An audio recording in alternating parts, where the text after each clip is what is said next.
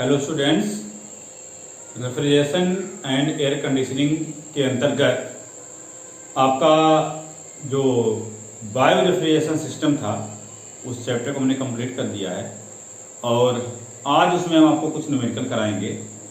तो पहला न्यूमेरिकल आपका इसमें है, एक मशीन कार्नोट चक्र पर आधारित है जो 305 केल्विन तथा 260 केल्विन तापमान के मध्य कार्य करता है। मतलब एक आपका मशीन है जो कार्नोट प्रोसेस यानी कार्नोट चक्र पर बेस्ड है और उसके लोअर और अपर टेम्परेचर गिवन है। अपर टेम्परेचर मतलब T2 ये 305 केल्विन है और लोअर टेम्परेचर यानी T1 ये 260 केल्विन है। और इस कार्नोट जो मशीन आपका कार्नोट चक्र पर आधारित है उसके COP यानी कोफिशिएंट ऑफ परफॉर्मेंस की गणना करनी है। अगर वो आपकी मशीन पहले केस में रेफ्रिजरेटर की तरह कार्य करती है, दूसरे केस में ऊष्मा पंप की तरह कार्य करती है और तीसरे केस में वो ऊष्मा इंजन की तरह कार्य करती है। तो हमें यहाँ पे गिवन क्या है, आपका T1 और T2 गिवन है। T1 जो कि लोअर टेम्परेचर होता है वो T1 इक्वल टू आपका है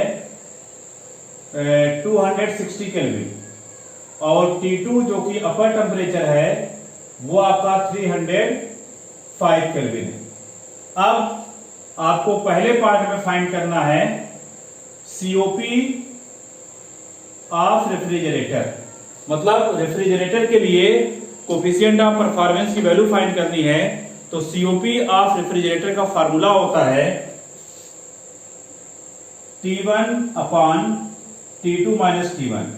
ये फार्मूला हमने आपको पढ़ा दिया है। अब इस COP ऑफ रेफ्रिजरेटर में वैल्यू पुट करते हैं तो T1 आपका है 260 केल्विन, T2 305 केल्विन और माइनस 260 केल्विन।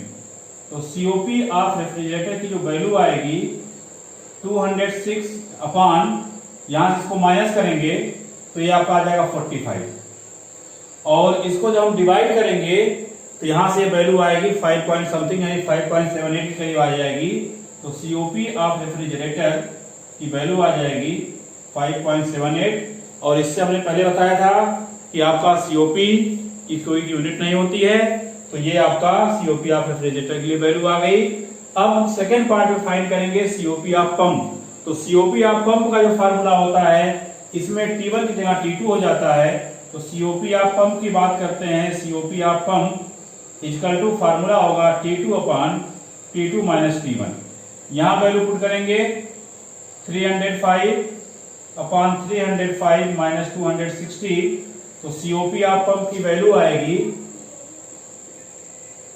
305 अपॉन, इसको माइनस करेंगे 45 और इसको जब डिवाइड करेंगे तो ये वैल्यू 6.78 के इक्वल आएगी। इससे पहले हम ये भी फार्मूला आपको बता चुके हैं, COP of pump equal to ये 6.78 आ गया।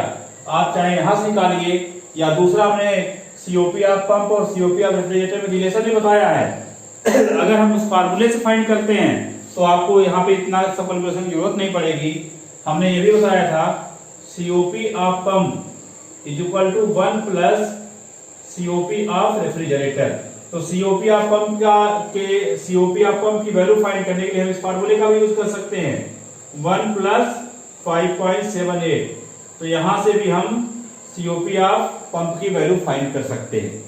इसके बाद थर्ड पार्ट आपको फाइंड करना है, अगर आपका मशीन ऊष्मा इंजन की तरह कार्य करता हो तो ऊष्मा इंजन के केस में हमने आपको बताया था हम एफिशिएंसी निकालते हैं और एफिशिएंसी ऑफ ऊष्मा इंजन यानी heat engine eta E equal to आपका फार्मूला होता है work done upon heat supplied. तो work done upon heat supplied यानी ये आपका T2 minus T1 upon T2 हो जाएगा। T2 minus T1 upon T2। T2 minus T1 की वैल्यू आपकी ये है यानी 305 माइनस 260 अपॉन T2 305, ये ऊपर की वैल्यू होगी 45 अपॉन 305। तो इसको जब हम सिंप्लीफाई करेंगे तो ये वैल्यू आएगी पॉइंटों में, और ये वैल्यू पॉइंटों में आती है करीब 0.147। तो ये आ गई 0.147, और इसको परसेंटेज में अगर कन्वर्ट करते हैं तो इंटू 100 करेंगे तो ये आपका आ जाएगा 14.7%। इस तरह से ये आपका पहला न्यूमेरिकल सॉल्व हो गया। अब हम दूसरे न्यूमेरिकल की बात करते हैं। दूसरा न्यूमेरिकल क्या है? एक कोल्ड स्टोरेज का तापमान -5 डिग्री सेंटीग्रेड तथा परिवेश का तापमान 35 डिग्री सेंटीग्रेड है। यानी कोल्ड स्टोरेज के अंदर जहां रेफ्रिजरेशन इफेक्ट प्रोड्यूस करना है, यानी इसको हम सिंक का टेम्परेचर भी कह सकते हैं। तो ये आपका T1 की वैल्यू गिवन है, T1 equal to -5 degree centigrade. यहां पर टेम्परेचर डिग्री सेंटीग्रेड में दिया है, उसको हमें केल्विन में कन्वर्ट करना है। तो T1 की वैल्यू आपकी आ जाएगी -5 + 273। तो T1 इक्वल टू आ गया 268 केल्विन, और T2 इक्वल टू गिवन है 35 डिग्री सेंटीग्रेड। इसको भी केल्विन में कन्वर्ट करना है, तो 35 + 273, तो T2 इक्वल टू आपका 308 केल्विन आ गया।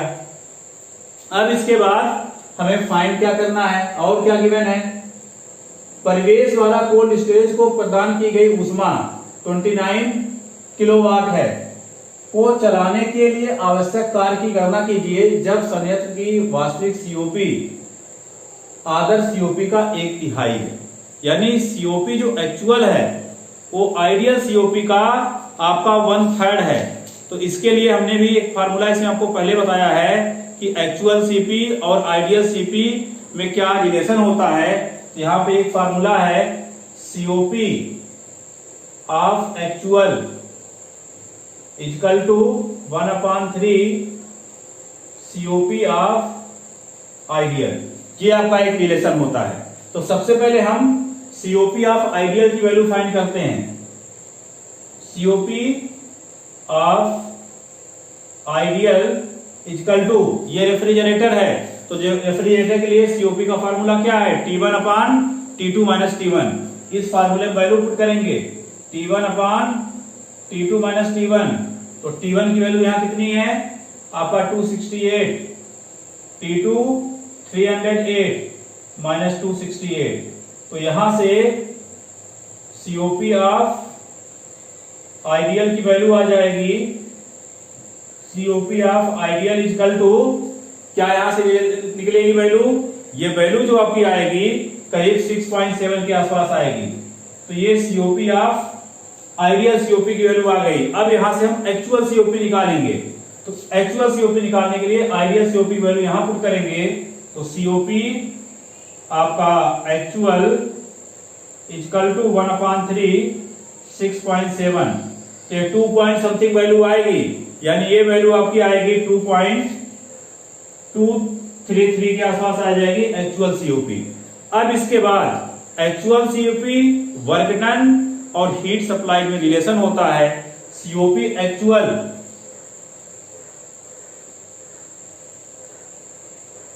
इक्वल टू Q1/WR, यानी रेफ्रिजरेटर के थ्रू वर्क डन।